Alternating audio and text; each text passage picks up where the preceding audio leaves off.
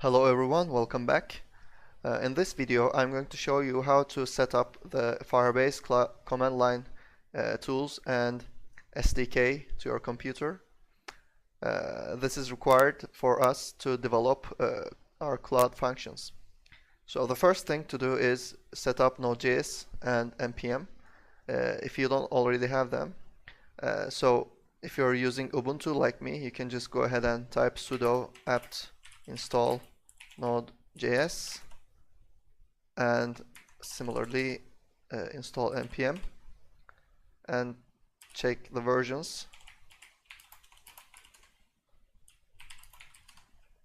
They are successfully installed. And next thing is you have to run these two lines. So let me copy the first one.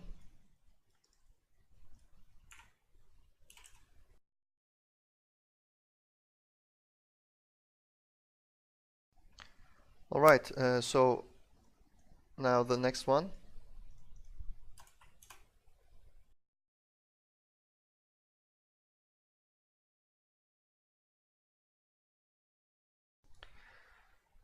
Oh, it looks like I have to do that again with sudo.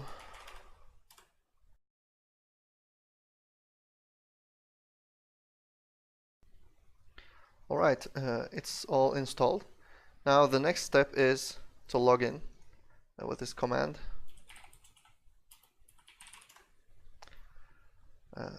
Right, and it should open up a new page for you to authenticate and click allow.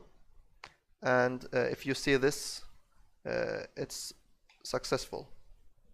Now the last thing to do is to run this command here, initialize the functions.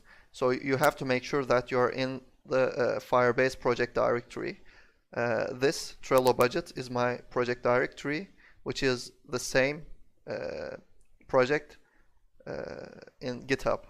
So make sure you're in the right place.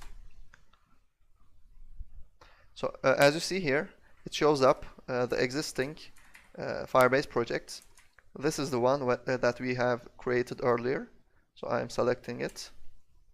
And it asks you to choose a language. I'm selecting JavaScript.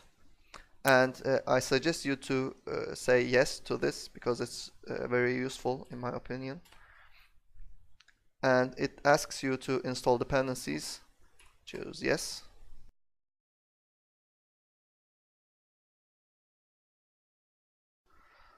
Alright, it's all set up. So let's check out the new files in our directory. These two were there before, and there's a new firebase.json file, and there's a firebase rc file. Let's go ahead and check this out. So as you see here, it lists a single project with the keyword default. So you can go ahead and change this to budget since it's the name of our project. And as you see here, there's a functions directory. This index.js file is where we are going to develop our new cloud functions. And that's basically it. So let's go ahead and look at the contents of this file. Index.js. So it's mostly empty right now, and we'll start building it, populating it with our own functions in the next couple of videos. So I think that's enough for today. See you in the next video. Take care.